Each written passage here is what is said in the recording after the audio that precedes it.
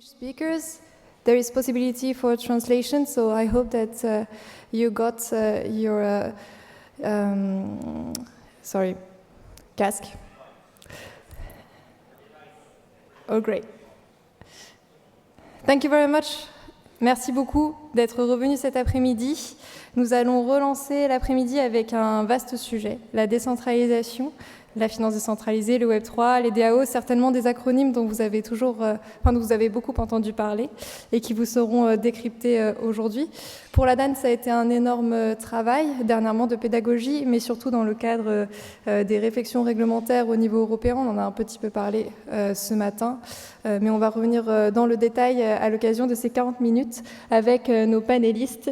Donc Alexandra Berthomeu-Gilles, Pablo Vera, Charlotte Elie, Ambre Soubiran, table ronde modérée par Valentin Demey. Merci beaucoup.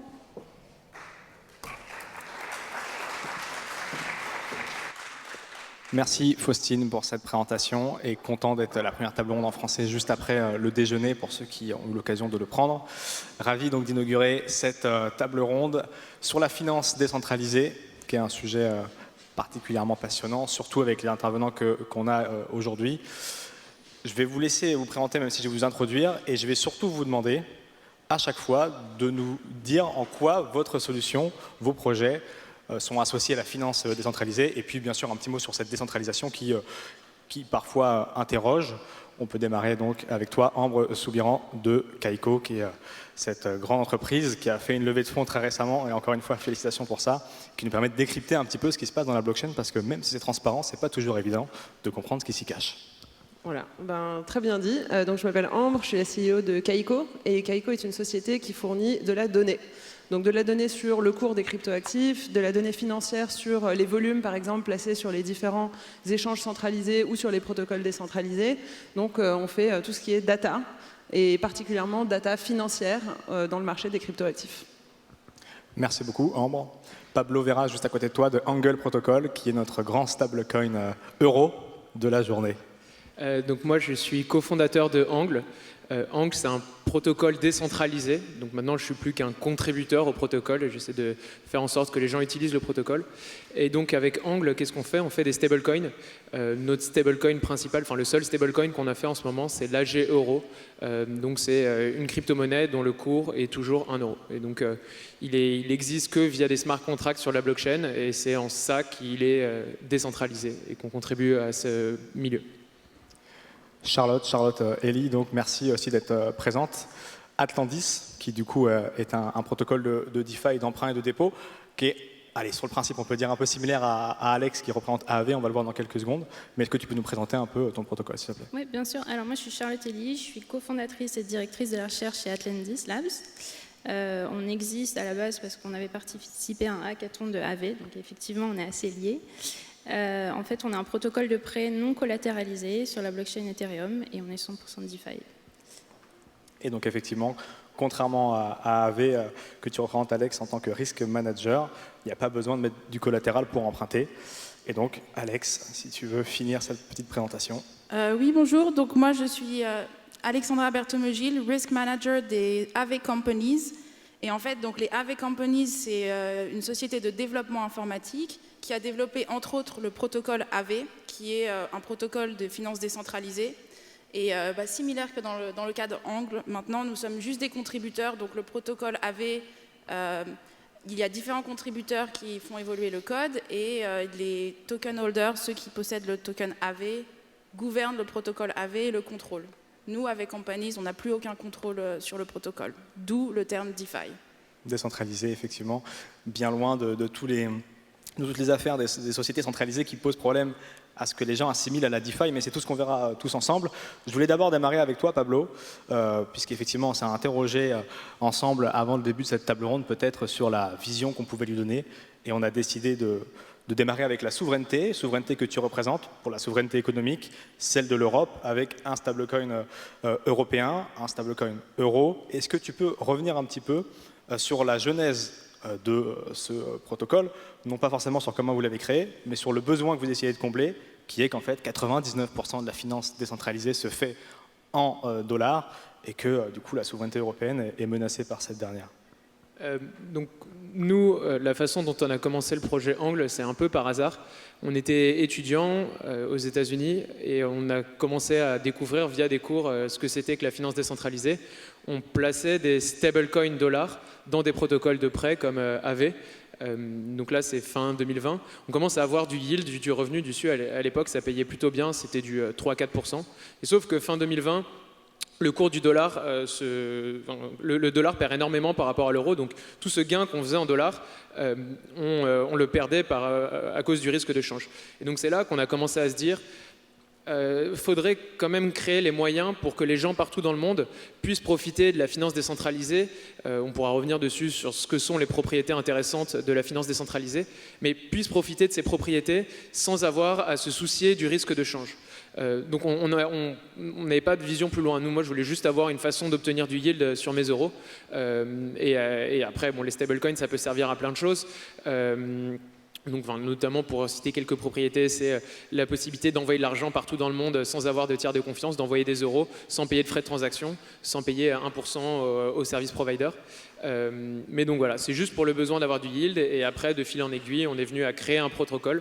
On est des ingénieurs, donc on ne maîtrisait pas forcément l'aspect légal et on est content d'avoir la DAN pour nous épauler maintenant sur ces sujets.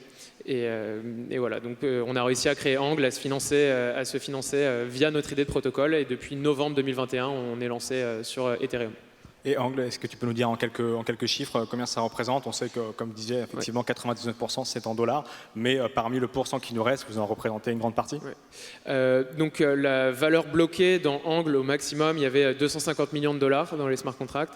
Là maintenant, ce qu'on appelle les TVL, Total Value Lock, dans les protocoles se sont un peu contractés. Nous, on est aux alentours de 85 millions. On a 50 millions d'AG euros en circulation.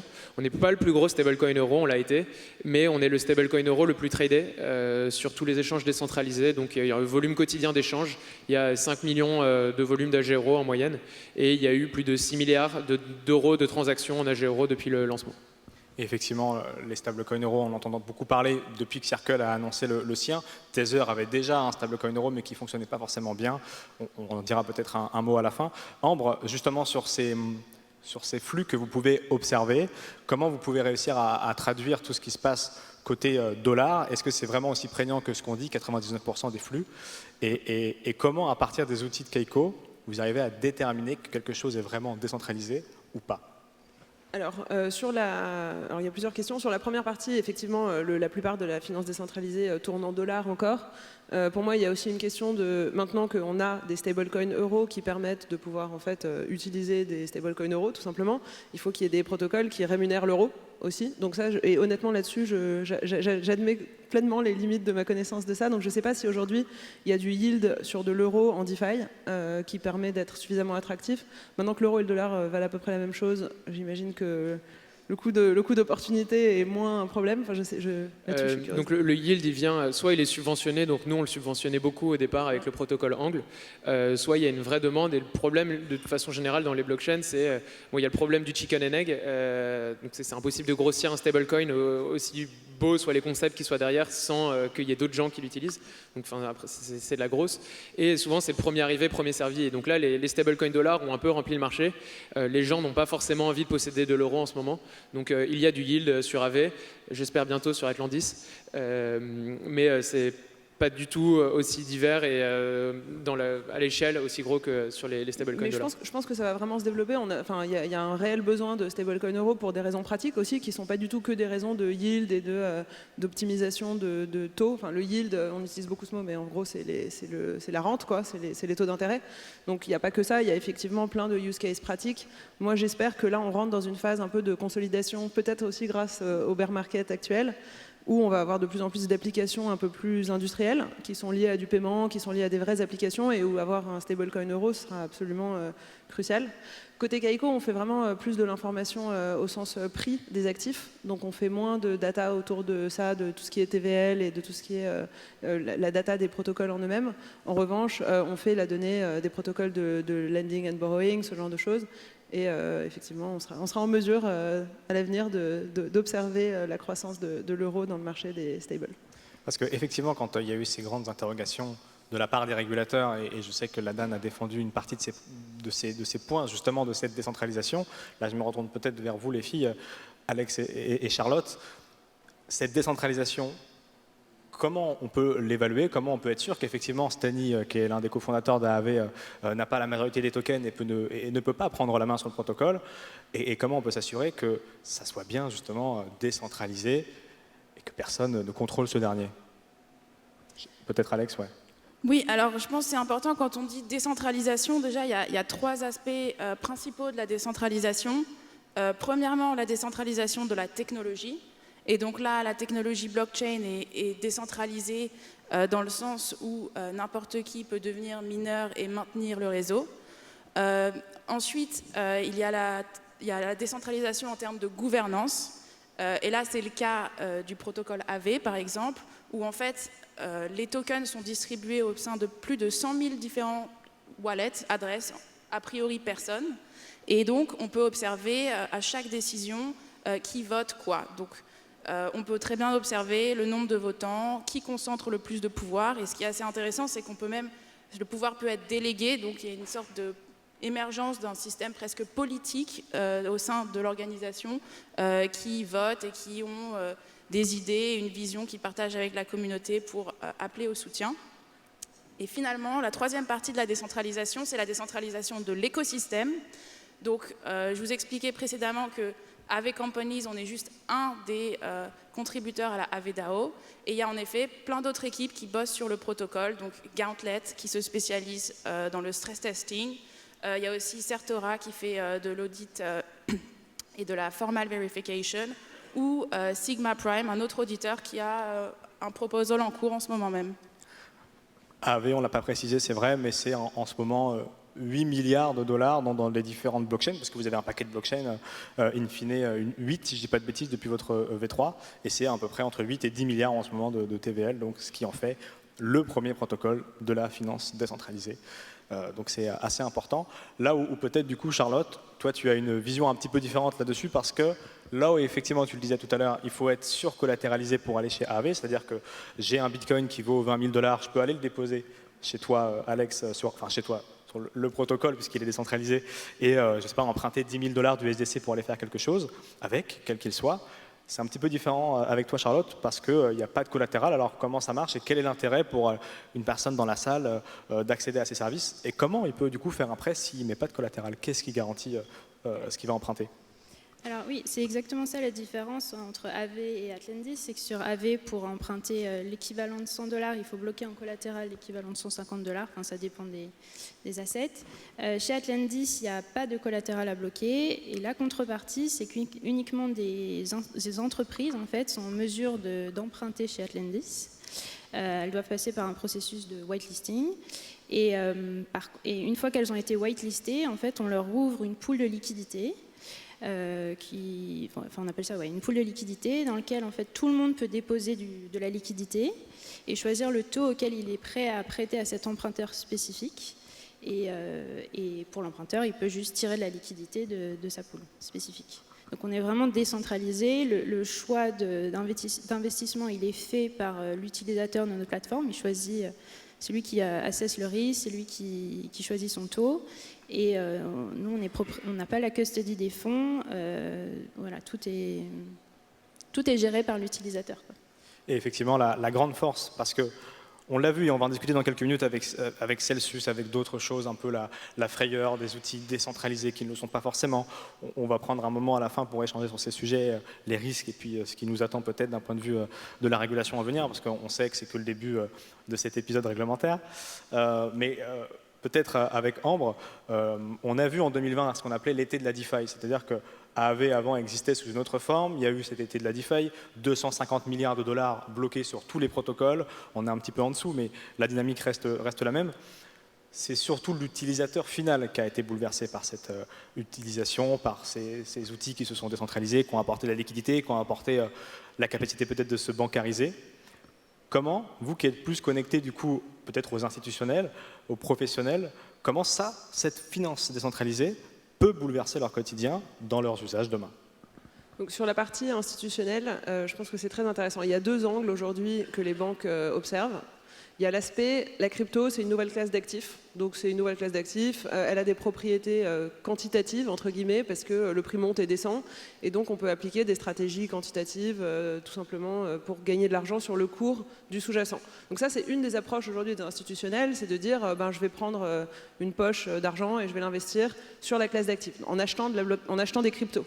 Ça, c'est un angle qui, je pense, est l'angle un peu le moins intéressant aujourd'hui. L'autre angle qui est évidemment passionnant, et maintenant, il n'y a pas une banque qui n'a pas une équipe Digital Assets en interne, c'est l'angle de dire, en fait, on va essayer de comprendre comment cette technologie fonctionne, parce que cette technologie, elle permet d'exécuter des contrats. Et en fait, la finance, la banque, ça n'est rien d'autre que l'exécution de contrats. Soit le contrat, c'est je t'envoie de l'argent, voilà, c'est le truc le plus basique, c'est merci Bitcoin. Soit le contrat, ça va être je t'envoie de l'argent si, ou je t'envoie tant d'argent en fonction de. Mais grosso modo, ces contrats-là, ils peuvent être transformés en code assez facilement. Et la blockchain permet aujourd'hui de désintermédier toute la chaîne de valeur qui construit la manière dont les institutions financières aujourd'hui exécutent des contrats. Et ça, je pense que c'est l'angle le plus intéressant pour les institutions financières, c'est de dire, cette nouvelle technologie, elle nous permettrait de faire la même chose, mieux, moins cher et plus vite. Grosso modo. Et ça, c'est ça qui est vraiment fascinant aujourd'hui, et pas que pour l'industrie financière, on en parle beaucoup, puisque aujourd'hui, ce que la DeFi a permis de faire, au-delà de l'aspect des individus, donc de tous les gens qui ont participé à cet écosystème, c'est de prouver que la blockchain marche pour faire tenir une industrie financière. Grosso modo, on peut emprunter, on peut envoyer de l'argent, on peut collatéraliser de la valeur, on peut faire des contrats conditionnels, tout un tas de choses. On peut même faire tourner un exchange, enfin un exchange genre Euronext, et je vais me faire taper sur les doigts de parler comme ça, mais c'est hyper intéressant pour un exchange traditionnel de regarder comment fonctionne Uniswap et de se dire, mais en fait, on peut désintermédier énormément de coûts et de points de friction de la façon dont nous, institutionnels, nous fonctionnons, en apprenant de cette nouvelle technologie. Donc ça, je trouve que c'est évidemment l'angle le plus intéressant pour les institutions. Et là, je parle de finance, mais c'est vrai pour la plupart des industries qui exécutent des contrats, que ce soit l'industrie du shipping, par exemple, même l'immobilier. Enfin, le fait de mettre à jour des registres, d'exécuter des transactions, pour ça, la blockchain est quand même un instrument assez parfait quand ça doit être des registres qui sont partagés, qui doivent être transparents, auditables, etc. Et quand on parle en termes de ce qu'on appelle dans l'écosystème le bull run, c'est-à-dire le marché qui augmente, on en a eu 3 ou 4 très grands dans l'histoire de la crypto. Si on prend le précédent qui était peut-être 2017, on avait quand même cette grande vague et cette grande dynamique de la blockchain c'est super, mais Bitcoin c'est un peu, c'est pas bien, c'est moins bien. Ça a quand même changé d'après ce que tu dis là aujourd'hui. 3 ans plus tard, 4 ans plus tard. Et ça, pour moi, c'est grâce le mot lobbying a très mauvaise réputation en Europe, alors qu'aux États-Unis, c'est tout à fait acceptable. Mais c'est grâce quand même au lobbying et à l'éducation qu'ont fait tous les entrepreneurs dans la blockchain pour expliquer qu'en fait, on ne peut pas dire la crypto c'est mal et la blockchain c'est bien. Ça ne veut rien dire. Pourquoi ? Parce que la blockchain, c'est un changement de business model, c'est un changement de la manière dont on répartit l'argent qui est distribué aux différents maillons de la chaîne de valeur. Et aujourd'hui, la blockchain repose sur le principe qu'il y ait des miners qui mettent à jour la blockchain. Et si on n'a pas d'unité de compte qui permet de rémunérer les gens qui travaillent, il n'y a pas de blockchain en fait. Et donc je pense que ce narratif-là, il a été accepté. On est sorti de la crypto, c'est l'argent de la drogue et du terrorisme. Et ceux qui disent ça aujourd'hui, pour moi, ils passent un peu pour des idiots, parce que c'est des gens qui qui ont juste pas passé une demi-journée à essayer de comprendre. Je pense que ça maintenant, il y a suffisamment de ressources qu'il n'y avait pas en 2017 pour faire passer ce message-là. Donc je pense qu'on est dans une situation très différente, et c'est aussi la première crise crypto cette fois-ci, qui n'est pas une crise systémique crypto, mais qui est une crise économique globale qui impacte quand même beaucoup plus loin que la crypto. Donc je pense qu'il ne faut pas oublier que ce n'est pas la même crise qu'en 2017. Oui, et puis c'est vrai que si on se remet dans la création de Bitcoin juste après la crise des subprimes, c'est peut-être la première fois qu'on verra Bitcoin servir vraiment. Qui est lié à une crise macroéconomique. Oui, c'est ça, et notamment ce pourquoi elle a été créée. Et effectivement, ce que tu dis est incarné par ce fameux sondage de la DAN et KPMG, des 8% de Français qui détiennent des crypto-monnaies, 30% dans le futur. Donc c'est des choses qu'on s'amuse nous aussi à Cryptos, après avoir cofinancé ce sondage, à observer aussi au niveau des lecteurs. Peut-être, du coup, si on revient, Pablo, sur ce stablecoin, si on met un petit point régulation là, sur tout ça, avant ensuite de parler et de continuer d'échanger sur la vraie DeFi et ce qui nous attend avec Celsius, qui a fait du mal et qui a fait aussi du mal un peu à la régulation. Comment est-ce que Angle Protocol demain, ou Angle Protocol à la française, peut être menacé par une régulation européenne sur MiCA 2 ou peut-être même déjà sur MiCA 1 qui a trouvé un accord politique il y a quelques semaines? J'aimerais juste d'abord rebondir sur ce que dit Ambre, juste pour dire que je suis d'accord et qu'on parle beaucoup de finances décentralisées, mais ce qui fait que pour moi l'industrie va prendre, c'est en fait le mot finance décentralisée, c'est un mauvais mot, on devrait plutôt appeler ça pour moi open finance. C'est une finance qui est composable, sur laquelle tout le monde peut construire les uns sur les autres, et la decentralized finance, la DeFi, c'est un subset de l'open finance. C'est là où on a prouvé tous les use cases possibles, le fait de pouvoir envoyer de l'argent, prêter, etc. Mais moi, si j'étais institutionnel, ce qui m'intéresserait, c'est pas forcément la decentralized finance, c'est la possibilité de faire une finance plus composable, donc l'open finance. Donc quand on parle de DeFi, il ne faut pas oublier qu'on est vraiment dans un petit subset de l'industrie. Et plus efficiente, du coup? Oui. Il y a juste moins d'intermédiaires. Et Pablo, du coup, pour finir sur cette parenthèse-là, effectivement, si tu pouvais incarner cette interopérabilité, moins de friction, ça serait. Est-ce que tu aurais un exemple à nous donner, peut-être? Par exemple, le premier truc à faire, moi, si demain je suis un institutionnel, c'est de porter des actifs qui n'existent pas sur la blockchain, de les porter sur la blockchain. Donc de porter des bonds, des prêts du trésor, de tokeniser des prêts, de tokeniser des actions. Il y a plein de problèmes légaux et c'est là qu'on peut venir après au stablecoin. Mais de porter au standard crypto plein d'actifs qui n'existent normalement pas au standard crypto et de voir comment on peut réussir à trader ces actifs en enlevant plein d'intermédiaires de façon plus efficace et sans même avoir besoin d'être décentralisé. Ça, pour moi, là, ça a vraiment de la valeur.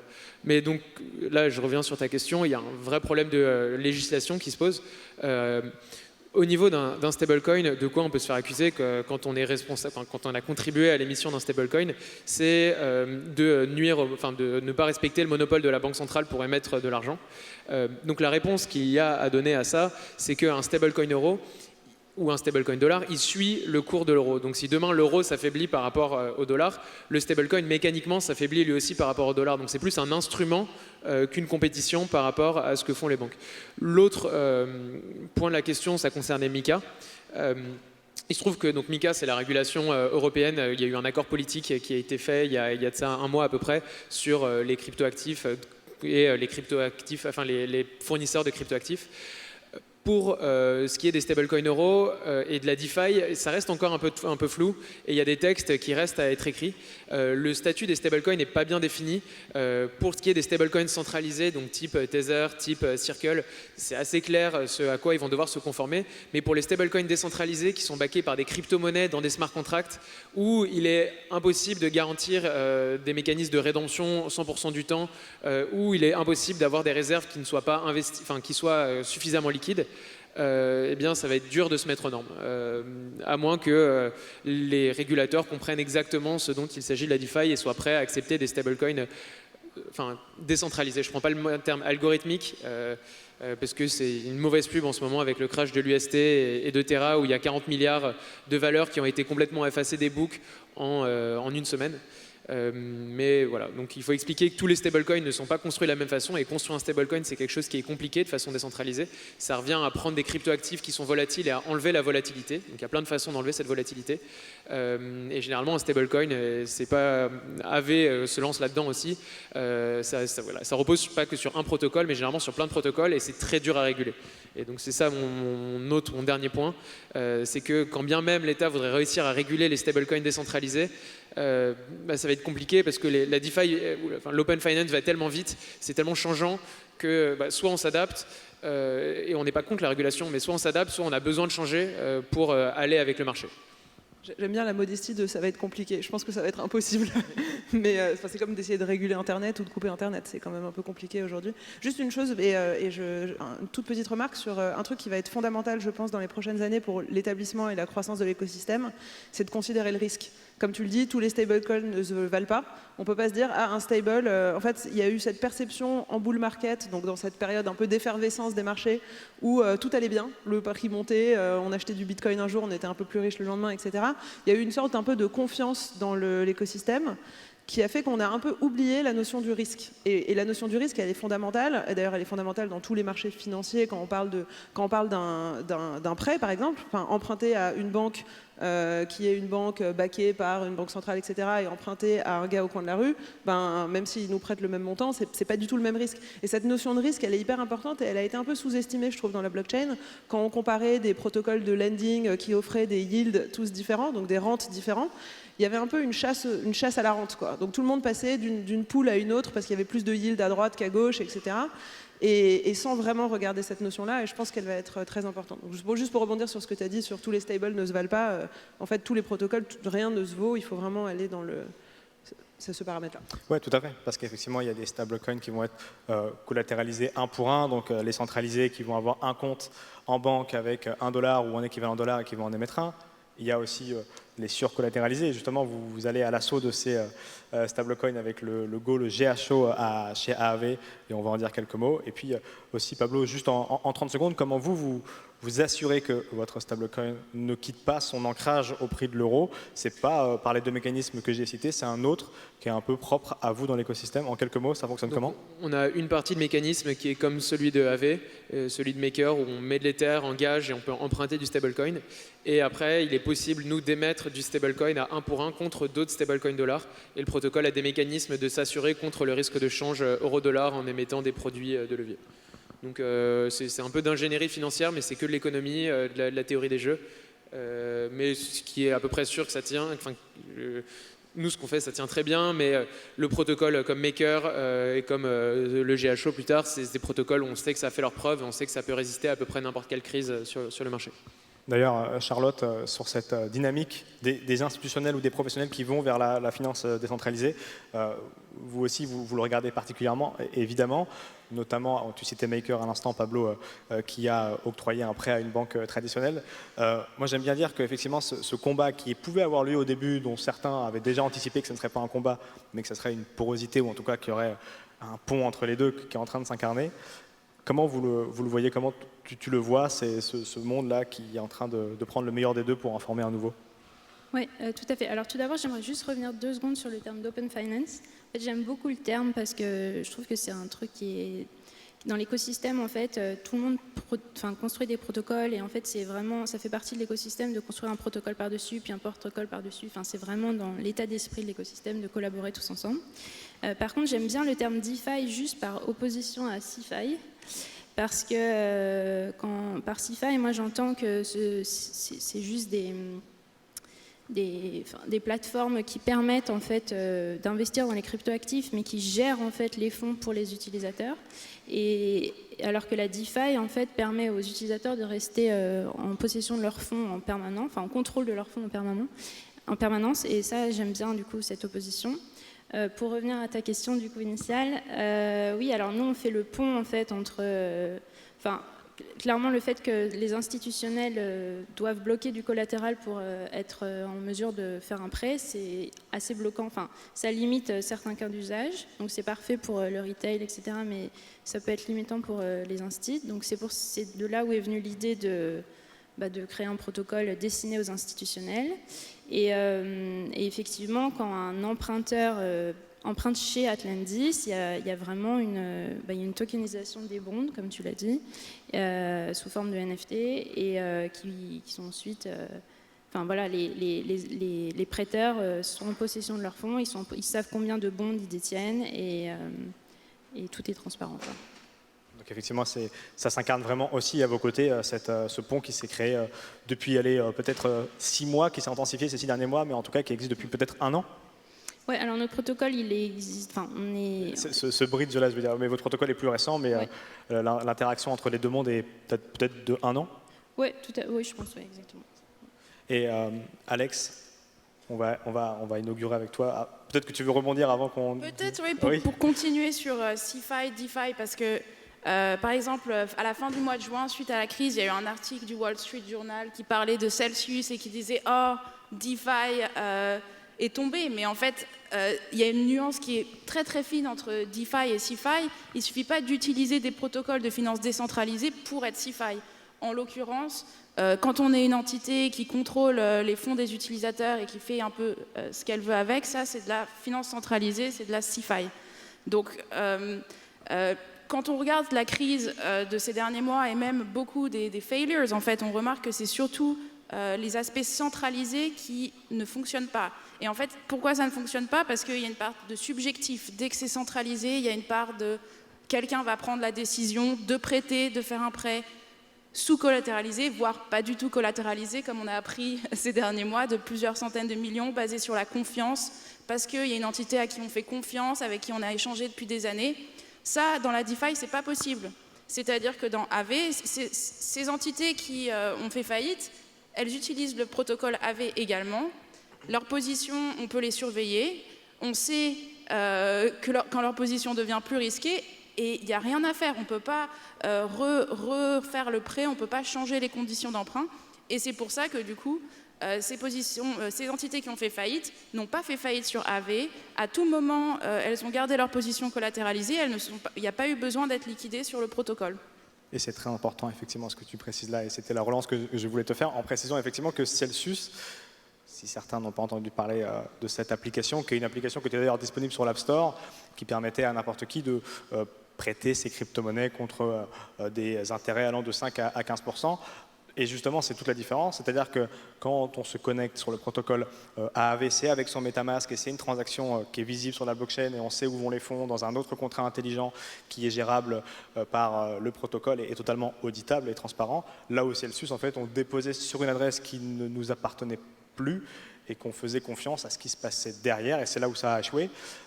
Toi, justement, avant qu'on aille faire repartir quelques minutes sur l'affaire Celsius et les dégâts que ça a pu causer auprès des régulateurs et de cet écosystème, sur l'affaire Terra Luna, dont tu parlais effectivement, Pablo, tout à l'heure, qui est ce stablecoin algorithmique, donc qui fonctionnait d'une manière bien différente de celui que tu as fondé, Pablo, qui fonctionnait par un arbitrage qui n'a effectivement pas tenu la route ce jour c'était en mai, je crois, dont beaucoup se souviennent, et il y a l'équivalent de 40 milliards de dollars qui ont disparu ce jour-là ou cette semaine-là.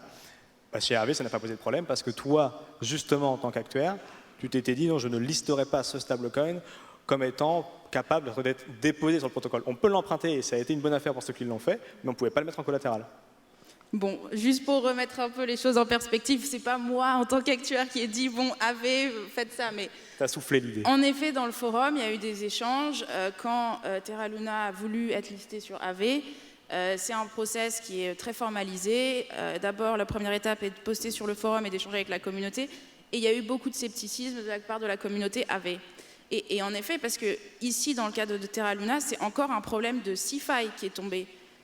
Terra Luna, c'est un stablecoin dont une partie est sur la blockchain, mais il y a aussi beaucoup d'activités qui sont off-chain.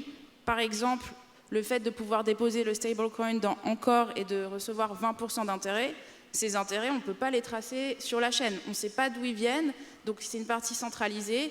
De même, le fonds de stabilisation que Terra avait essayé de construire pour mitiger les risques et renforcer le PEG était totalement centralisé. Donc, encore une fois, ce sont les parties centralisées de Terra qui ont cédé. C'était, en regardant le modèle, c'était presque prévisible parce que oui, il y avait ces grosses failles qui étaient apparentes. Et c'est pour ça que sur le protocole AV, Terra était listé seulement en tant qu'actif à emprunter. Et donc, il n'assurait pas la solvabilité du protocole. Et donc, ça n'a pas posé de problème de solvabilité ou de mauvaise dette sur le protocole. Et c'est effectivement tout ce qui fait la différence entre la CeFi, entre la DeFi, peut-être ces nouveaux usages qui apparaissent là aussi. Je ne sais pas qui veut répondre en premier sur ce point-là. La CeDeFi, est-ce que vous avez un regard critique intéressant sur cette technologie, sur ces applications qui font le pont entre les deux et qui essaient d'utiliser le meilleur des mondes? Peut-être que justement, l'un des acteurs importants de la CeDeFi est tombé il y a quelques heures, c'est Celsius. Est-ce que c'est des applications intéressantes, Pablo? Pour moi, ce n'est pas une application intéressante. C'est une application qui rend facile d'accès des choses qui sont un peu difficiles d'accès aux utilisateurs lambda. C'est compliqué d'interagir avec une app DeFi. Il faut avoir de l'Ether dans son wallet MetaMask, il faut connecter son wallet, on ne sait pas trop ce que ça veut dire. Pour moi, les vraies applications CeDeFi intéressantes, ce sont celles qui vont permettre de faire l'arbitrage entre la CeFi et la DeFi. Par exemple, en ce moment, je peux emprunter, je crois, des USDC, donc du dollar, à 2% sur AV, mais je peux le prêter à 3% à l'État américain. Et donc c'est toutes les entreprises qui vont contribuer à faire l'arbitrage entre les deux et à faire en sorte que la CeFi tende petit à petit vers la DeFi. Bon, on revient sur ce dont tu disais, ce dont on parlait tout à l'heure avec l'Open Finance. Ça, pour moi, c'est des vraies applications de CeDeFi qui arrivent à faire le bridge. Il y a des problèmes légaux, c'est compliqué à mettre en œuvre. Charlotte mentionnait tout à l'heure les bonds tokenisés, mais qu'est-ce qui se passe quand quelqu'un ne me repaye pas mon bond et que moi, je possède juste un NFT? Enfin, j'ai pas envie de faire une action légale, sachant que je suis peut-être une DAO, que j'ai aucune entité qui permet d'attaquer cette personne. Donc il y a plein de modèles à trouver à l'intersection entre les mondes et ça, entre les deux mondes, et ça, pour moi, c'est la CeDeFi intéressante. Ambre, tu avais l'air sceptique sur l'arbitrage. Je suis complètement d'accord avec tout ce que Pablo a dit. J'ai juste rigolé sur le fait que quand tu as dit l'État américain va payer plus qu'en DeFi, c'était juste le 3% qui me paraissait ambitieux. Genre, j'aimerais bien que les taux remontent. Il faudra imaginer d'autres incentives effectivement pour profiter de cet arbitrage. Peut-être là sur les 5 minutes qui nous restent, est-ce qu'on peut essayer d'aller encore un cran plus loin sur ce qui existe déjà dans la finance décentralisée? Il y a des centaines de cas d'usage qu'on a abordés là avec des mots peut-être un peu techniques et je vous inviterai bien sûr à embêter nos panélistes juste à différentes pauses si vous voulez en savoir plus sur les différents thèmes qui ont été utilisés. Mais au plus de 2020, dont on citait tout à l'heure le point de bascule de la finance décentralisée, il y en a un en ce moment qui est en train de s'incarner aussi, et vous en avez touché un mot, c'est tout ce qui est tokenisation, et tout ce qui est tokenisation aussi de biens réels. L'immobilier, on a vu Realty fonctionner avec des marchés similaires de A à V, où on peut tokeniser des biens immobiliers aux États-Unis pour ensuite aller dans la finance décentralisée, ce token le déposer, faire un emprunt, et justement avoir ce Real Token Asset, donc des tokens de la vie réelle dans la blockchain. Ambre, l'avenir de la DeFi, ça serait quoi? Je rejoins ce que disait Pablo tout à l'heure quand il disait qu'il faut blockchainiser un maximum de choses qui ne sont pas blockchainisées. C'est de la tokenisation en fait, c'est vraiment ça. Et je pense que c'est en fait une fois qu'on arrive à caractériser des biens réels sur une blockchain, après c'est cette caractérisation, donc ces tokens, on peut en faire tout un tas de choses, notamment créer des contrats qui sont sur ces tokens, que ce soit de l'immobilier, que ce soit dans le shipping. Moi j'aime bien parce que les NFT ont eu un peu bonne puis mauvaise presse à cause de tous les déboires de l'art digital et un peu d'exubérance autour de cette industrie-là. Mais un NFT, c'est un bon reporter. Donc quand on peut prouver qu'on l'a et ça caractérise le bien et c'est particulier, ça représente quelque chose de caractérisé donc en l'occurrence on peut faire ça dans la vraie vie. Acheter un immeuble qui a 5 appartements, on ne peut pas dire que si on a celui du premier étage c'est pareil que d'avoir celui du quatrième. En fait, c'est pas des tokens, on ne peut pas tokeniser un immeuble où en fait chaque token vaut la même chose. Ça ne peut pas être des bons fongibles. Alors que le NFT en fait permet de caractériser le bien, c'est-à-dire qu'on peut faire 5 NFT dans cet immeuble et en fait il y a le NFT 1 c'est le premier étage et le 5e c'est le 5e étage qui a plus de lumière, une belle vue, etc. Donc en fait toute cette tokenisation et cette infrastructure autour de la tokenisation d'actifs et notamment d'ailleurs tout ce qui s'est passé autour des NFT pose un peu les fondements d'un point de vue technique de comment on va pouvoir appliquer ça à d'autres industries. Donc la DeFi et les NFT ont un peu servi de proof of concept de ce que la blockchain peut faire dans certaines industries, en l'occurrence la finance et l'art digital. Mais on va pouvoir déployer ça sur tout un tas d'autres industries. Mais c'est vrai que la première étape, c'est de tokeniser les choses pour que ces choses puissent être caractérisées et utilisées en blockchain. Pablo, peut-être, et c'est là où Alex, tu commences à te dire que si c'est toi la dernière, il va falloir trouver un usage à la fin du tour de table. Pablo, si tu avais un usage ou une vision peut-être de cette DeFi dans 5 ans? J'ai rien ajouté par rapport à ça. Moi, je pense que les vainqueurs et ce qui manque encore pour le moment, c'est les gens qui sont capables de retranscrire légalement ou à l'inverse de créer des actions on-chain s'il y a eu des manques du côté légal. Donc ça, Charlotte, je pense, est beaucoup plus à même que moi, beaucoup plus spécialiste sur le sujet. Mais je pense qu'on va avoir des playbooks qui vont émerger pour réussir à faire le bridge dans les prochaines années. Par exemple, à chaque fois que Maker, qui est un protocole de stablecoin, veut faire quelque chose dans la real world finance, ils sont obligés de dépenser des millions en avocats, de créer des SPV dans le Delaware ou en Suisse. C'est compliqué et des petits comme nous qui voulons se lancer là-dedans, on n'a pas leur temps et on n'a pas assez d'énergie à mettre. Enfin, on a envie, mais c'est compliqué et donc il faut qu'il y ait des solutions qui se créent à ce niveau-là. Et ça, je pense que ce sera les prochains gros protocoles. Et peut-être qu'il y a aussi plus de stablecoin euro. C'est vrai que tu parlais, là encore, c'est une question de souveraineté. Alors, certains taquinent effectivement en disant que peut-être que le régulateur n'aura jamais aussi bien protégé le consommateur en l'empêchant d'accéder à de l'euro depuis qu'il a perdu 20%. Mais imaginons qu'il remonte. Est-ce que ça peut être important d'en avoir dans la DeFi? Est-ce que tu as un mot peut-être à faire passer là? Un stablecoin, le stablecoin, c'est le premier actif à tokeniser. C'est de la monnaie tokenisée. Je pense que bien plus tard, on aura trouvé des vrais use cases de paiement qui feront que ça sera un no-brainer de dépenser en stablecoin plutôt que dépenser en fiat, comme c'est déjà pour moi un no-brainer de posséder des stablecoins plutôt que de posséder de l'argent à la banque qui coûte de l'argent au-delà d'un certain montant.